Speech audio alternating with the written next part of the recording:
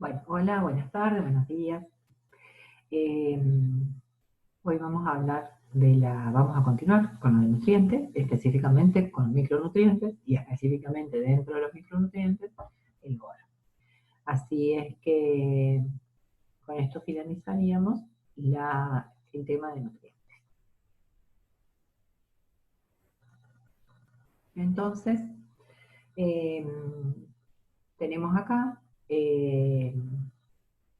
algunos de los micronutrientes que serían quizás los más importante o lo que nosotros podríamos considerar como mayor importancia para estos cultivos. Uno de ellos es el boro, como les había mencionado anteriormente. Si nosotros vemos la cantidad requerida por el cultivo es bastante baja. El índice de cosecha es relativamente cerca de un 30%, y porque lo que se lleva el grano también es relativamente poco. Y si nosotros vamos al caso de la soja, también los valores son bastante bajos, pero bueno, como este nutriente está relacionado también en la materia orgánica y en algunos suelos, en algunos ambientes donde hace girasol principalmente, eh, puede existir alguna deficiencia.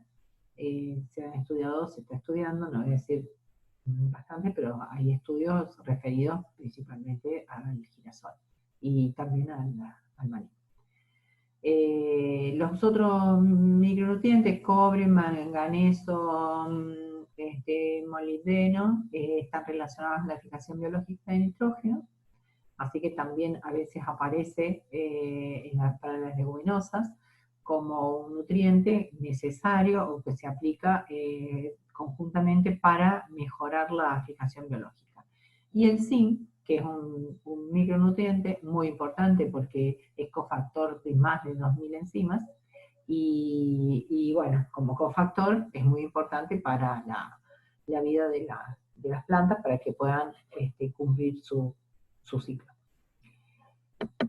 En el caso del maní, también conjuntamente con el girasol, tiene una deficiencia de ciertos requerimientos. Como les dije anteriormente cuando hablamos de calcio, hay una relación estrecha entre el boro con el calcio. Así que los valores, ustedes ven que son valores bastante bajos, y los numeritos estos pequeños son de otros autores, de dos autores diferentes. Y bueno, en el caso también del maní, y también no hay valores que hablen de la toxicidad, pero los micronutrientes también, que cuando están disponibles en cantidades más elevadas, producen fitotoxicidad, que lo menciona acá directamente al manganeso. También hay trabajos de manganeso en los suelos brasileños. Los niveles de suficiencia de estos micronutrientes en las hojas eh, para el cultivo de maní serían estos valores que nosotros vamos a ir a ver, por ejemplo, en el caso del boro, que sería uno de los bastante más estudiados, porque produce, como les habíamos mencionado anteriormente, el corazón hueco. Y también, como el maní es una leguminosa, también tiene importancia cobre, molibdeno, cobalto, que no está acá. Bueno, los micronutrientes, todos los nutrientes tienen relación con el pH, pero algunos de ellos están bastante asociados, como por ejemplo, cuando va aumentando el pH, en el caso del zinc, como les dije que era cofactor de varias enzimas, se va disminuyendo bastante. El manganeso también, cuando se va mejorando quizás la calidad de ese suelo, siendo un poco más básico, va disminuyendo su disponibilidad. Pero bueno, el zinc sería el que tiene más efecto el pH. Bueno, pongo esto acá porque en realidad muchas veces estamos aplicando algunos de estos micronutrientes cuando se están utilizando algunos de los fertilizantes comunes. Así que a veces, porque los micronutrientes se comercializan en forma separada, pero también es necesario saber de que fertilizantes tan comunes como la urea o el superfosfato o el fosfato diamónico tienen cobre, zinc, manganeso, boro y molibdeno. Entonces, ¿cuáles serían de estos micronutrientes, de estos nutrientes que van a ser absorbidos por el cultivo de soja, en este caso, y pueden estar, como en el caso del cobre, que hay una traslocación de los órganos previamente, acá llegamos hasta R5, y después del crecimiento hay una retraslocación de hojas, de los tallos y de los frutos hacia las semillas. En cambio otros, como por ejemplo el manganeso o el boro, no tendrían ese efecto. Bueno, nosotros vamos a centrar en el boro. Entonces vemos, por ejemplo, la disponibilidad de boro en los suelos agrícolas de la región pampeana. Entonces, estos son dos estudios diferentes. En este podemos ver que los valores de 0, que serían valores muy, muy bajos, en la provincia de Córdoba parece que el estudio no se hizo porque no está puesto acá. Hay algunas zonas en las que se ve marcadamente de que hay mucha más disponibilidad. Si nosotros nos vamos a este estudio, que es el de fertilizar, vemos que suelos agrícolas con mucha deficiencia de boro no existen, porque el rojo y el naranja no están en esta zona, y tenemos entre 0,5 y 1, que sería la mayor cantidad de zonas acá, que en algún momento, hace muchos años atrás, se habían hecho unos estudios en los cuales en esta región aparecían ambientes en los cuales había deficiencia de boro. Y si vamos a la extracción, o sea, al mapa de extracción de este nutriente, vemos que en el mismo sitio donde vimos lo del azufre, falta de azufre, o alta extracción de azufre, alta extracción de calcio, están en la misma situación, en el mismo lugar. Bueno, ¿cuáles son las funciones del boro? El boro tiene una función de síntesis de ADN, de transporte, metabolismo, de transporte de azúcar, división y alargamiento celular, lo mismo que decíamos del calcio, y la síntesis de pared, síntesis de lignina, integridad de membranas, igual que el calcio, formación del polen, polinización. Así que nosotros podemos ver como deficiencia que pueda existir una reducción de crecimiento, alteraciones morfológicas y reducción de la calidad fisiológica de las semillas. Entonces, ¿cuáles serían las condiciones que favorecen la deficiencia del boro? Suelos arenosos, que tienen menor disponibilidad de boro soluble, baja humedad, contenido de agua, bajo contenido de materia orgánica, alta frecuencia de agricultura, acidificación de los suelos, alta fertilización con fósforo, como vemos siempre, como uno de los nutrientes que más se aplica es fósforo, se produce un desbalance de nutrientes y degradación de los suelos. Entonces, en estos ambientes es posible que pueda ocurrir una respuesta positiva a la aplicación de boro. Pero hay un estudio en el que demuestra que existen varias formas o varias metodologías para las determinaciones del boro y que se usan diferentes métodos de extracción. Así que si ustedes pueden ver acá, cloruro de calcio, amonio, acetato de amonio, pH 7, pH 4, MEIS 3 y este otro. Cada uno de estos se registró a diferentes profundidades y les dio a estos autores diferentes valores. Entonces, esto sería muy interesante poder disponer de cuál de estos métodos sería el que permitiría diagnosticar la deficiencia, ya sea en el maní, en el girasol, o en la soja, o en algún otro cultivo. Hago referencia a esto porque son los cultivos que nosotros vemos en la asignatura. Entonces, el boro en el caso de girasol, los valores críticos, miren, 0,3 y 0,5. Valores muy bajos. ¿Cuáles son las deficiencias que nosotros podemos ver, lo que está registrado? Deficiencias en la emergencia, pueden ser, recuerden cuáles eran en qué funcionan y los síntomas. Así que tenemos muerte de ápice, no hay crecimiento de la expansión de los cotiledones y tampoco de las raíces. Lógicamente que esta planta muere. También pequeñas hojas deformadas en las plantas relativamente pequeñas, plántulas. También se produce engrosamiento y necrosis de formaciones, reducción de crecimiento radicular, deformación en el capítulo, que en algún momento se confundió con algún insecto. Corte de cuchillo, que le llaman a esto, caída del capítulo directamente, cuando ya miren el estado que está el cultivo, o sea, ya está en floración, en algunos casos como el 50% de la floración.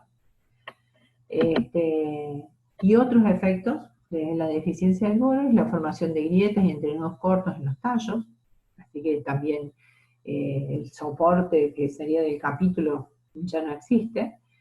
Caída y falta de fecundación de flores, por eso muchos hablan de la falta de boro y estaría relacionado con reducción del número de aquenios y bueno, el componente más importante del rendimiento. Deficiencia en el llenado, por lo tanto podríamos tener menos peso y mayor susceptibilidad a enfermedades como roya, esclerotinia y macrofauna. Bueno, así que el boro se aplicaría más cerca, pensando en este esquema de Melgar, más cerca porque son aplicaciones foliares, más cerca del momento de floración, sería en antesis, cerca de antesis. O sea, el periodo en el cual ya está finalizando el crecimiento aéreo vegetativo. Bueno, ¿cuáles serían los valores o cuáles serían los momentos en el que se plantea, por ejemplo, estos otros estudios que son de 10 horitas con Duarte? Ellos plantean entre B10 y B12, recuerden que recién estaba bastante más avanzado, 210 kilos, que aumentaría un 10 a un 15% el rendimiento. Y Parra, en otro ambiente, totalmente diferente, también plantea lo mismo, en la misma región, con la misma cantidad de boro por hectárea, miren, son 210 gramos por hectárea, y aumentaría en promedio un 10%. También Parra, por eso le decía que es un ambiente totalmente diferente, porque es el norte de la provincia de los Alfisoles, ¿no? Del norte de Santa Fe, que con aplicaciones con y sin boro no encontraron respuesta, ni de rendimiento, ni del contenido de materia grasa. No hubo, o sea, aumento significativo.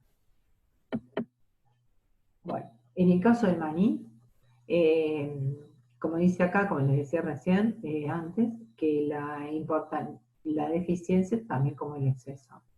La deficiencia, ¿qué es lo que provoca? Como les dije en el caso del maní, el corazón hueco, que en el interior del cotiledón, de los cotiledones, la parte interna de los cotiledones se torna cóncava y decolorada. Y también se ha observado que la aplicación, por eso decía que son complementarios, porque cuando se aplica uno u otro, tiene un efecto positivo en la reducción del síntoma de deficiencia. Principalmente se observa la deficiencia en suelos arenosos altamente meteorizados, que no tienen capacidad de retener el boro, o el anión es relativamente móvil, o sea, de plano. Y en todos los estados, como les decía antes, en todos los estados productores de maní en Estados Unidos se recomienda la aplicación de boro, conjuntamente con calcio. Bueno, nosotros hemos hecho acá un trabajo hace muchos años, y en el cual se aplicó un producto que era calcio boro. Nosotros vimos que había una tendencia, en tanto en el rendimiento, como se ve acá, en el rendimiento de grano y el rendimiento de caja, pero no hubo diferencias significativas. Y también la aplicación de calcio boro en los tratamientos no hubo efectos sobre la granometría. También Salione y otros profesores hicieron un trabajo en el cual en muchos ambientes evaluaron el efecto de la aplicación de un producto que tiene nitrógeno y boro.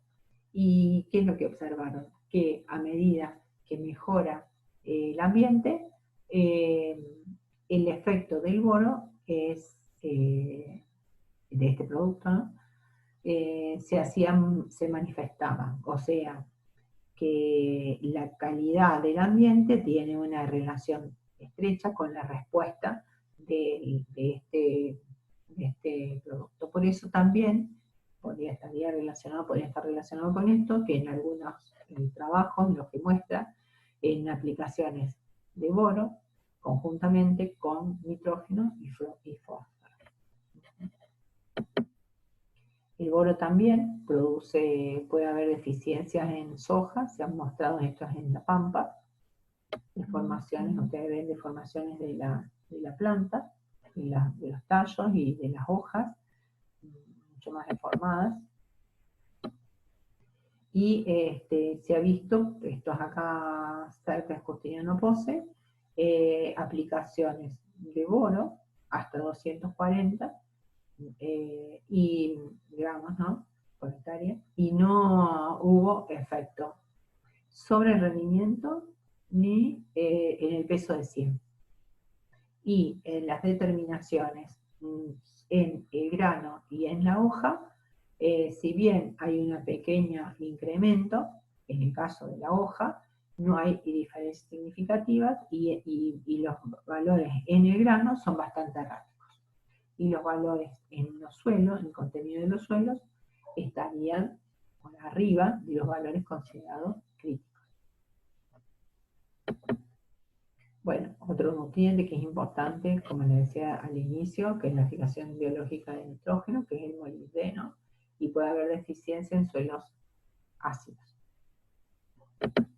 El manganeso, que produce la deficiencia, por ejemplo, en el caso de la soja, y se puede ver este tipo de modificaciones o de alteraciones serían en donde quedan las nervaduras bien marcadas y el resto de la hoja amarilla, ¿no? Sin cloroplastos, estructura. Bueno. La transparencia no está muy clara, pero lo que quería mostrar era que al aumentar la concentración de manganeso en la hoja, había un aumento del rendimiento, puede haber aumento del rendimiento y del contenido del aceite y hay una reducción de proteína. Cuando estamos en esto de que todo el mundo habla de la cantidad de proteína o de aceite, cuando nosotros vamos depende del destino del producto, si es aceite, si es biodiesel o vamos al uso tradicional que sería la producción de harina. Y también hay una modificación de la composición. O sea, a medida que aumenta el contenido de manganeso, aumenta el contenido de ácido oleico. Bueno, otros micronutrientes, como por ejemplo el cobalto, que interviene en la fijación biológica de nitrógeno, el cobre también, que actúa en el transporte de azúcares, pero bueno, en la fijación, pero es muy importante en la fijación biológica, Y el zinc, como les decía, que es cofactor de de más de 2000 enzimas, por lo tanto interviene en muchas reacciones. Por eso también es un nutriente que se lo suele colocar este, en algunos compuestos, combinación de productos fertilizantes. Así es. Bueno, eso es todo y muchas gracias y nos vemos en la...